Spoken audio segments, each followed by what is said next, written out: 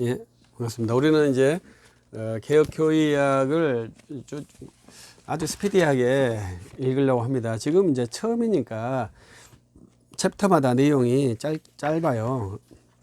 근데 3장에 와서는 좀 내용이 길어졌습니다. 그래도 이제 짧게 이제 가니까 여러분들이 그것을 이해하시고 참고적으로 보시면서 이제 나가면 좋겠어요. 책이라는 것은 여러 번 반복해서 보아야 되거든요. 그래서 저는 이제 숙독, 스피드하게 쭉 읽어가면서 계속 이렇게 보는 것을 추천합니다. 그래서 이렇게도 보는 거지, 이렇게도 보는 거지, 이렇게. 가장 빠르게 볼 수 있는 방법이죠. 이렇게 보는 게 가장 빨리 보죠. 이렇게도 봐도 돼요.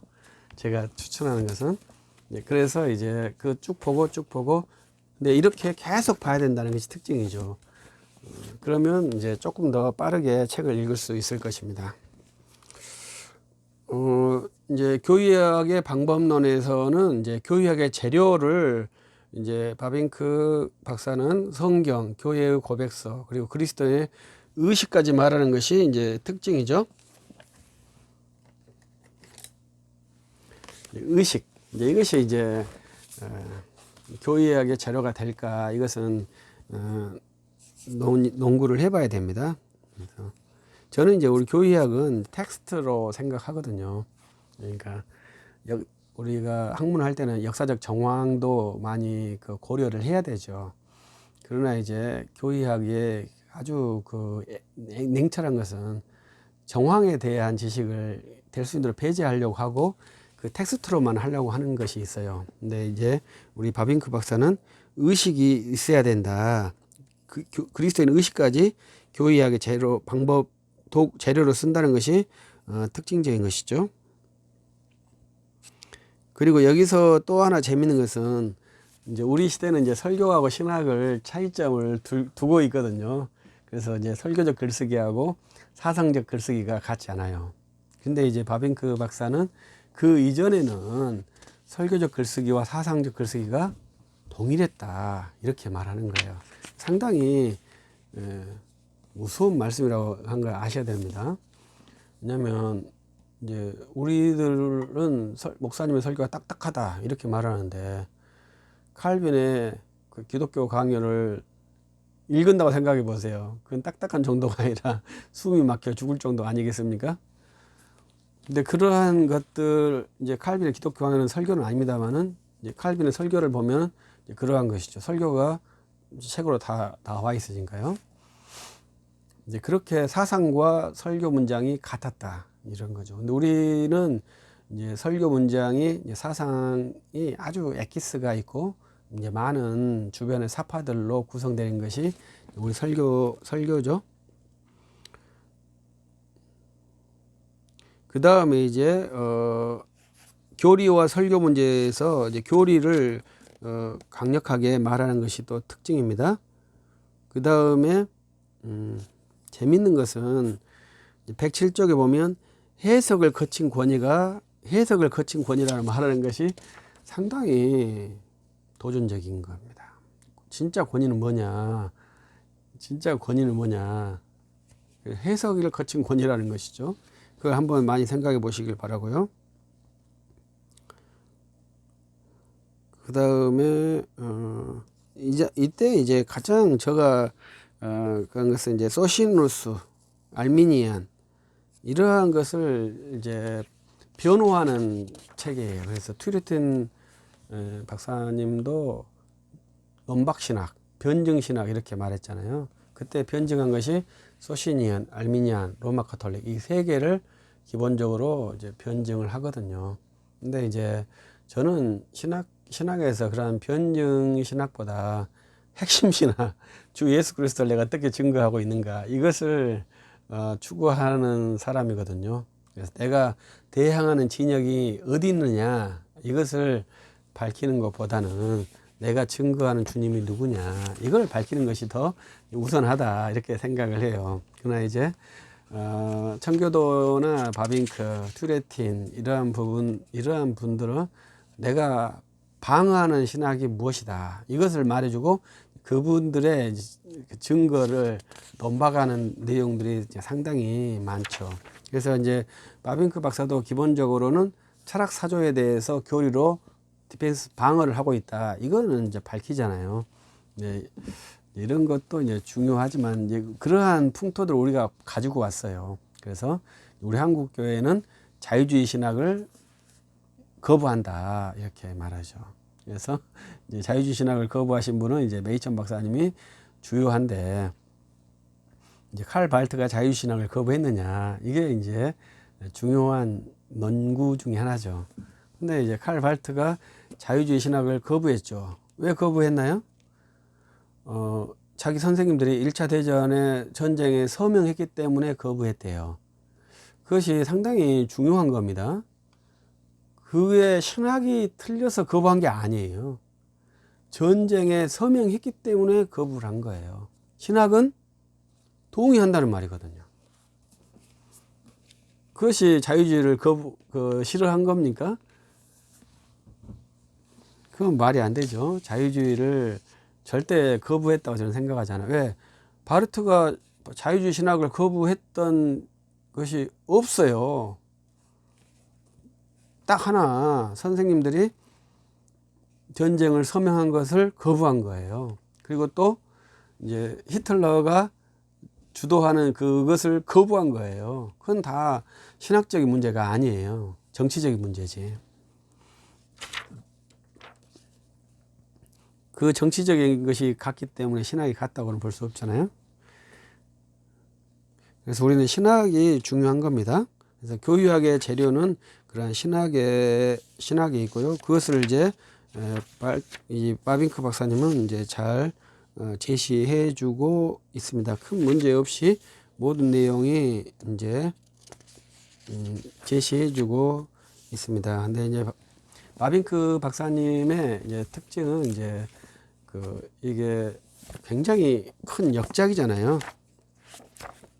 그래서 역작의 단점이 이제 방대하다 이거잖아요. 방대하기 때문에 좋다 이렇게 되지만, 좋다 이것이 되지만, 나쁜 점은 정보 양이 많기 때문에 빠르게 습득할 수 없다는 단점이 있어요. 그래서 이분의 철학을 공부하려면 그 당시에 그 학문들을 다 알아야 빠르게 이해할 수 있지. 모르는 상태에서는 이분 말을 믿을 수가 없죠. 그러니까 참 어려운 겁니다. 쉬운 책이 아니에요. 그 다음에 교의학의 방법은 또 계속해서 반복한 것인데 말했죠. 성경, 교회, 그리고 그리스도인의 의식, 이렇게 한 것입니다.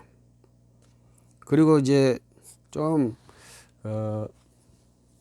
바빙크의 신학에 이제 이것은 이제 확인을 해봐야 될 문장이 하나 있는데, 132쪽에 우리 모두는 교회 회원으로 태어났다.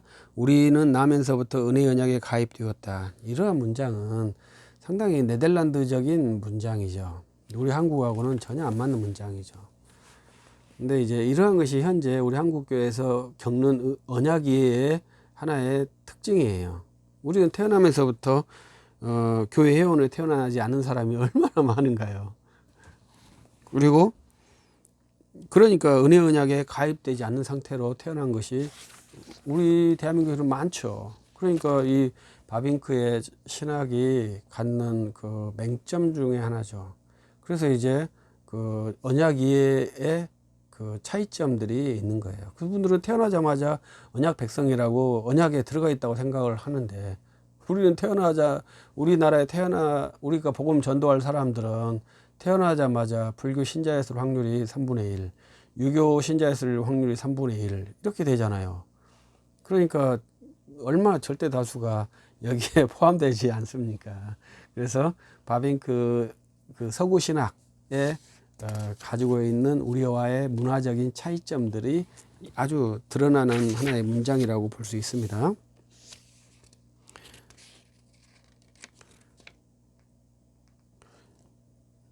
그 다음에 이제 신앙 고백서는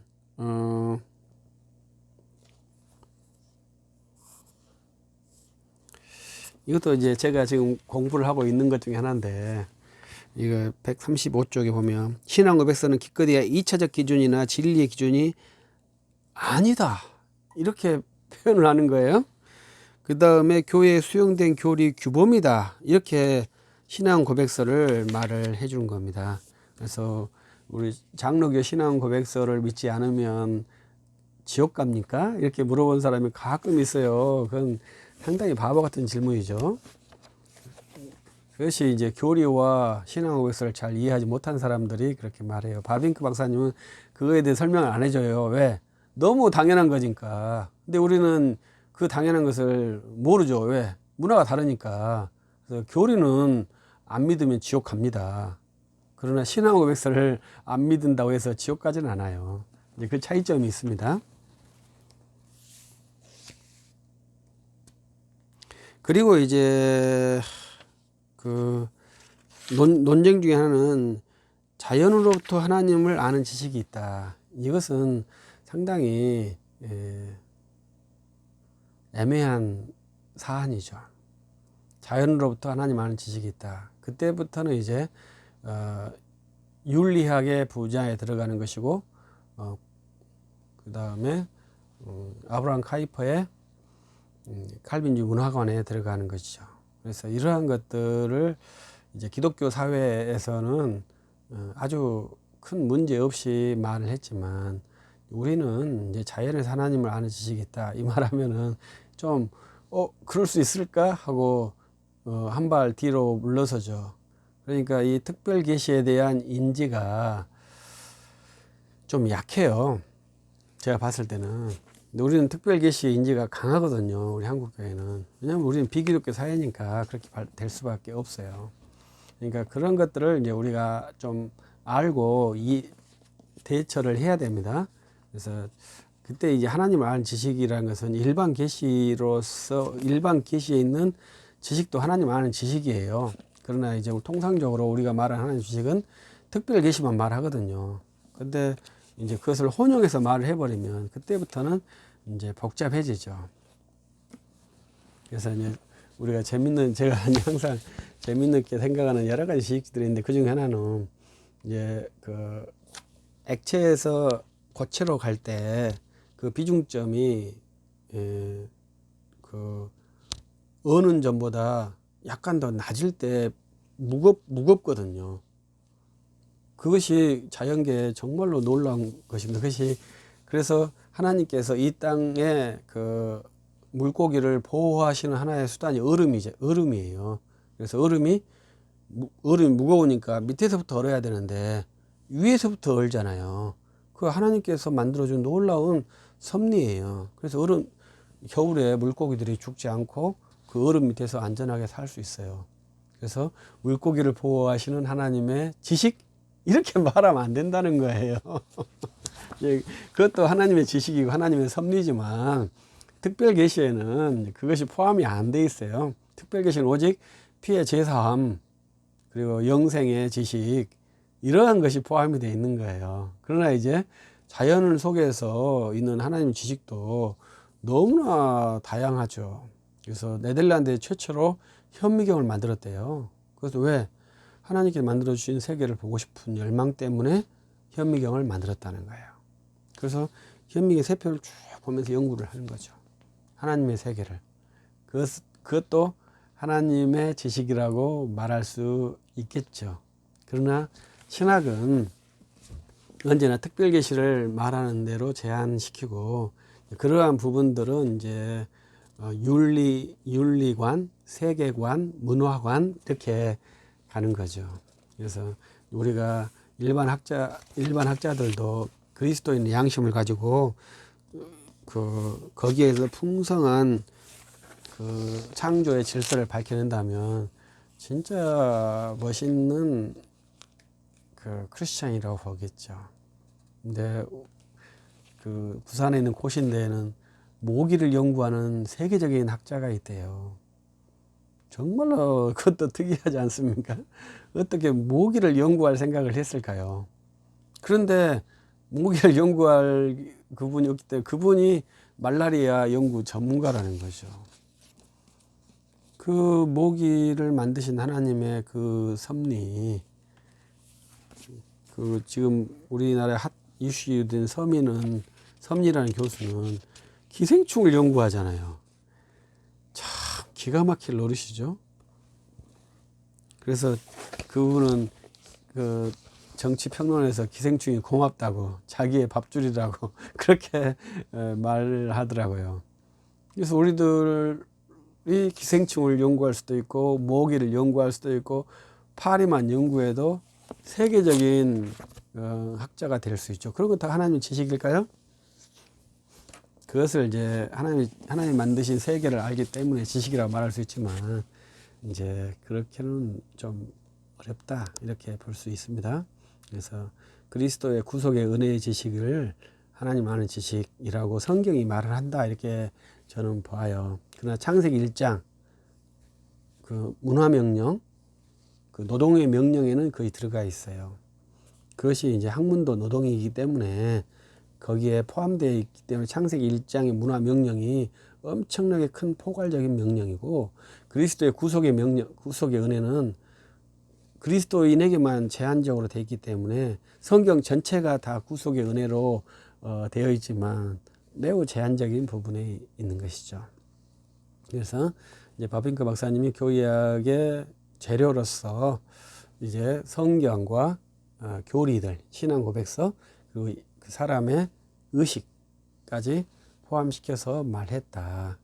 그러나 저는 사람의 의식, 일반 세계까지를 교리학의 재료로 삼는 것은 좀 좋지 않다. 좀 거시기하다. 이렇게 생각을 합니다. 마칩니다.